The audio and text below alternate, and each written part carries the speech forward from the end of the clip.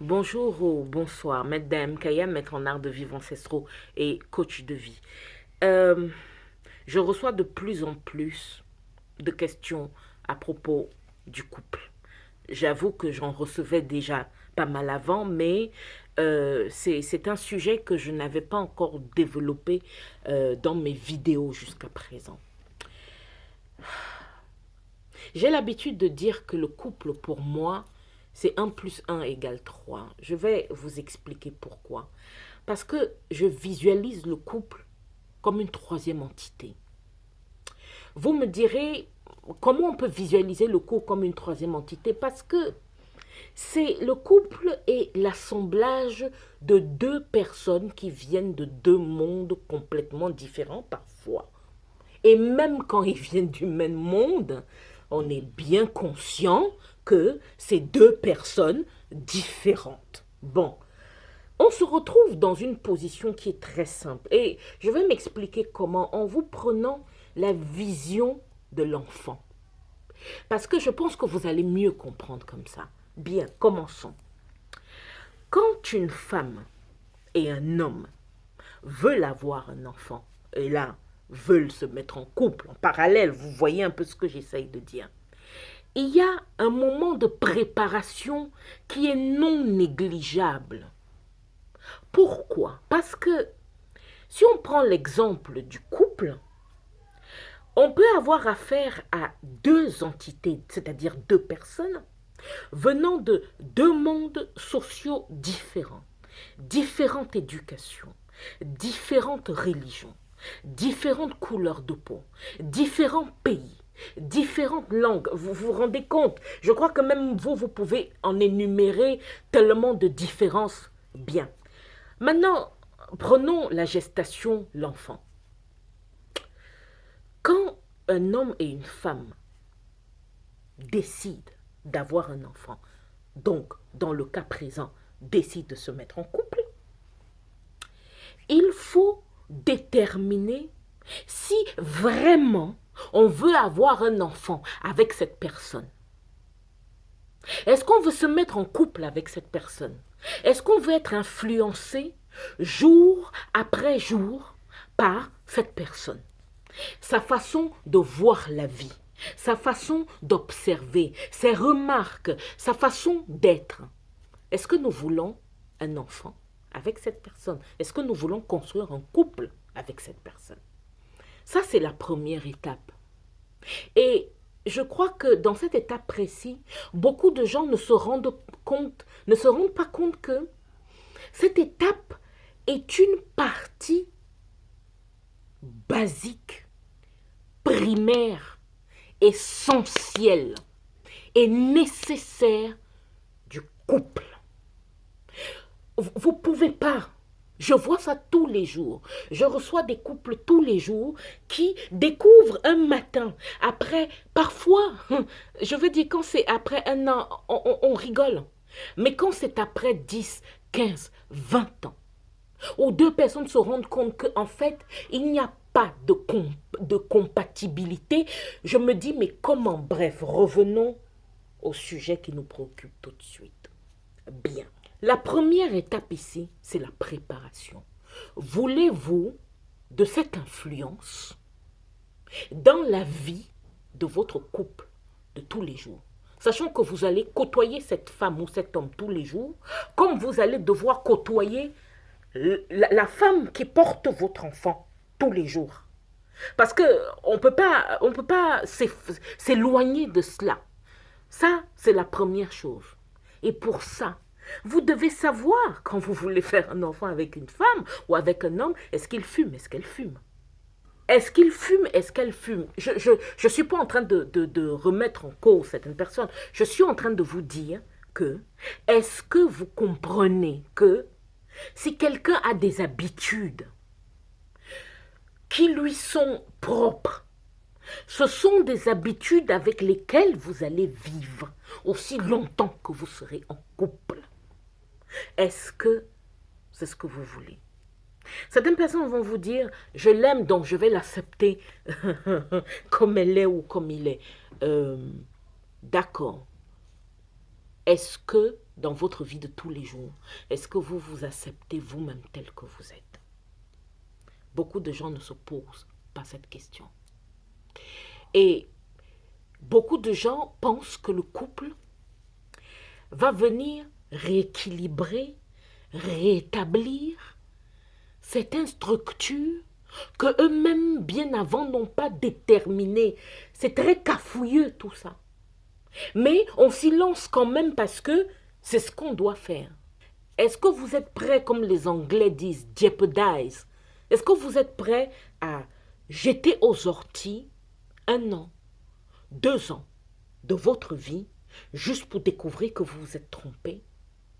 Certains d'entre vous vont se dire qu'on ne peut pas le définir avant. Si vous savez qui vous êtes, vous savez automatiquement, en regardant cette personne, en prenant le temps de l'observer pendant quelque temps, vous saurez très vite qu'il y a des choses qui ne peuvent pas être compatibles avec vous.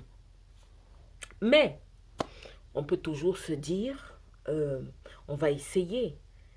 Mais dans ce cas-ci, vous allez essayer. Est-ce que vous êtes prêt à laisser cette femme tomber enceinte de votre enfant, tout en sachant que certaines choses pour l'instant qui vous déplaisent et vous dites que vous êtes capable de faire avec, cet enfant-là qu'elle porte aura ses comportements et ses habitudes. Revenons-en au couple.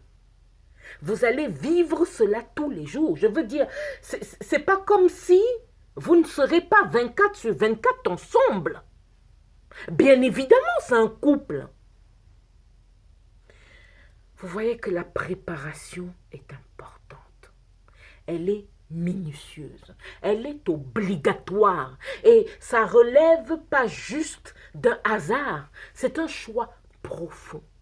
Maintenant, quand vous avez élagué la préparation, vous rentrez sur votre implication.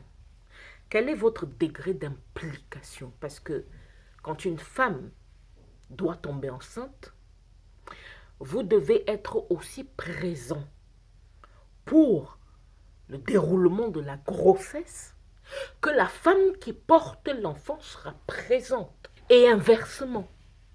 Alors, est-ce que vous êtes prêt à vous investir 24h/24? Est-ce que vous êtes prêt à chaque mouvement à demander si elle va bien? Est-ce que vous êtes prêt à ce que elle, la femme, se demande comment vous vivez le fait que c'est pas vous l'homme qui portez l'enfant, mais que c'est elle? Est-ce qu'elle peut comprendre dans quel état d'esprit vous êtes? Est-ce que vous arrivez à communiquer facilement entre vous deux? Est-ce que vous vous parlez? Est-ce que vous êtes capable de la considérer comme une autre partie de vous? Entité numéro 3. Or, l'entité numéro 3, c'est-à-dire le couple, demande d'avoir et de créer des principes qui nous conviennent. Moi, j'ai même l'habitude de dire, c'est un contrat qu'on doit passer à durée de 6 mois. Tous les 6 mois, il faut se rasseoir pour vérifier l'un et l'autre que ça nous convient. Il faut vérifier tous les 6 mois avec ce contrat que les principes et les règles établis nous conviennent toujours, nous conviennent encore. Ça me fait souvent sourire, vous voyez, quand vous entendez un couple qui se prend la tête et parce que quelqu'un a dit un mot qui ne vous convient pas, l'un ou l'autre ressortent un dépliant carrément de toutes les choses passées qu'il ou elle n'a pas supportées.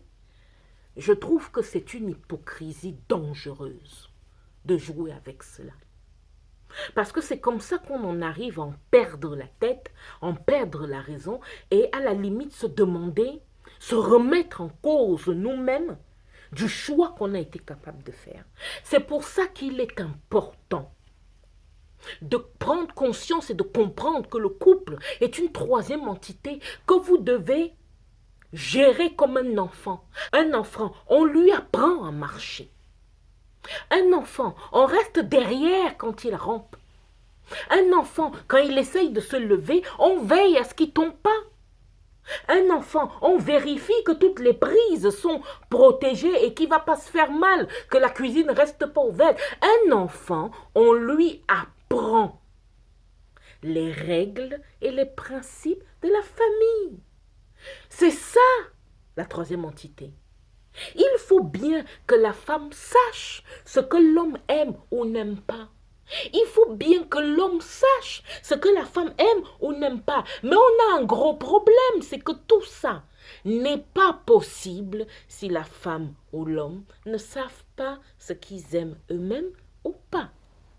Ce qui les déplaît ou pas. Parce que dans certains couples, certains hommes et certaines femmes découvrent qu'il y a quelque chose en eux qu'ils n'aiment pas, qu'ils n'ont jamais aimé, parce qu'ils regardent le reflet, leur propre reflet sur l'autre. À cause de ce que l'autre fait, ça les met tellement hors d'eux, alors que c'est juste un problème qu'ils ont avec eux-mêmes. Est-ce que vous comprenez la profondeur de ce qu'on appelle le couple? C'est très profond. Alors, la deuxième chose, on a parlé de la préparation tout à l'heure. La deuxième chose, la deuxième règle, c'est que vous devez être conscient que vous êtes en train de partir dans un processus qui va vous demander d'être présent et alerte tous les jours. Vous avez une femme, vous avez un mari, vous avez un partenaire. C'est pas pour toute la vie, c'est pour tous les jours. Quand je dis tous les jours, ça veut dire que tous les jours, vous allez devoir faire la cour à votre femme ou votre homme. Tous les jours, vous allez devoir vous demander, est-ce que c'est ce que je veux encore? Il faut bien que vous compreniez. C'est tous les jours que ça doit se produire. Et si vous ne prenez pas conscience qu'un couple, ça se monte, ça se construit, ça se choisit comme l'enfant, parce qu'il faut quand même être conscient de ça, ça se construit donc et ça se choisit, vous aurez tendance à ne pas être focalisé sur certaines choses en vous disant « ça va se régler avec le temps ». Mais je suis désolée, si vous ne réglez pas les choses, ça ne se règle pas. Si vous ne construisez pas ensemble les choses, ça ne se construit pas. Si vous ne dites pas à votre partenaire ce que vous n'aimez pas et ce que vous aimez, elle ou il ne va pas rentrer dans votre tête pour le deviner à votre place. Si vous vous sentez incompris ou incomprise, je veux dire, quel est votre meilleur ami?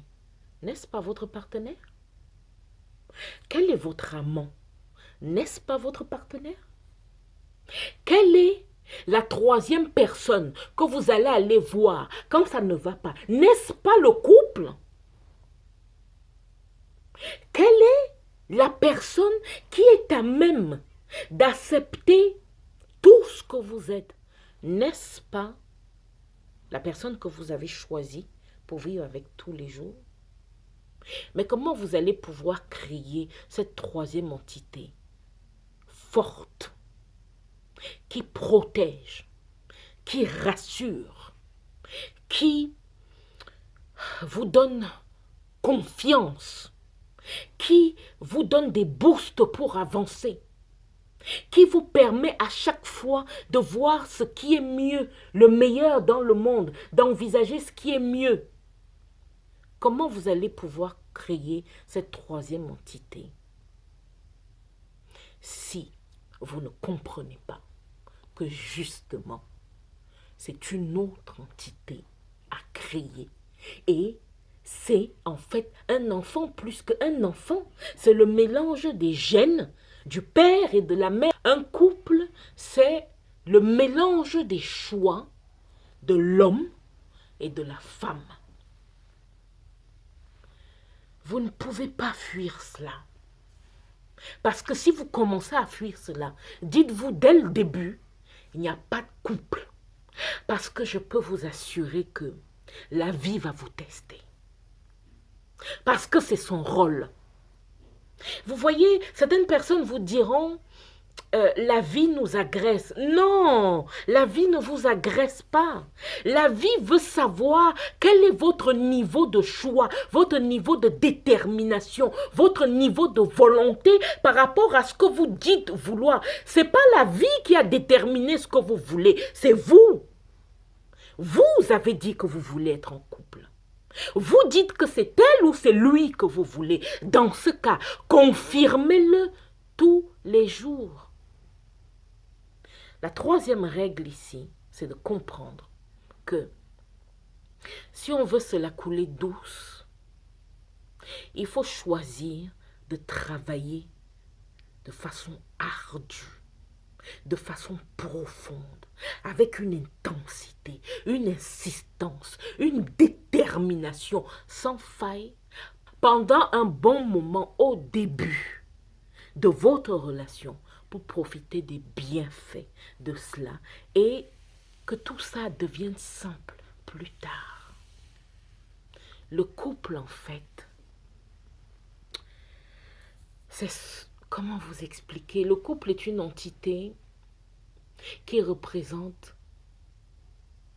le bonheur que vous poursuivez, qui représente le calme que vous poursuivez, qui représente la paix, l'amour, la réussite que vous poursuivez. Si votre couple est un chaos, dites-vous bien que vous y participez amplement, tous les deux. Ça veut dire que vos vies, à vous, sans la troisième entité qui est le couple, est une représentation d'un chaos profond.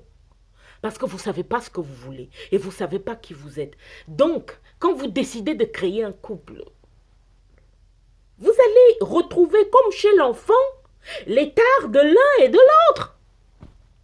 Alors, si d'emblée, vous n'aimiez pas le nez de votre femme ou de votre mari, imaginez-vous quand vous allez regarder le nez de votre enfant. C'est ça, le couple. Si vous ne pouvez pas prendre le temps pour le construire efficacement, mais à votre avis, à chaque fois que vous allez voir votre partenaire sortir de la chambre, du salon ou n'importe où, qu'est-ce que vous allez ressentir? Les tares, les insuffisances, ce que vous n'avez pas réussi, ce que vous aurez dû faire, les si. Bien. Donc, focalisez-vous sur cela. Si vous avez d'autres questions, surtout, n'hésitez pas à me les poser.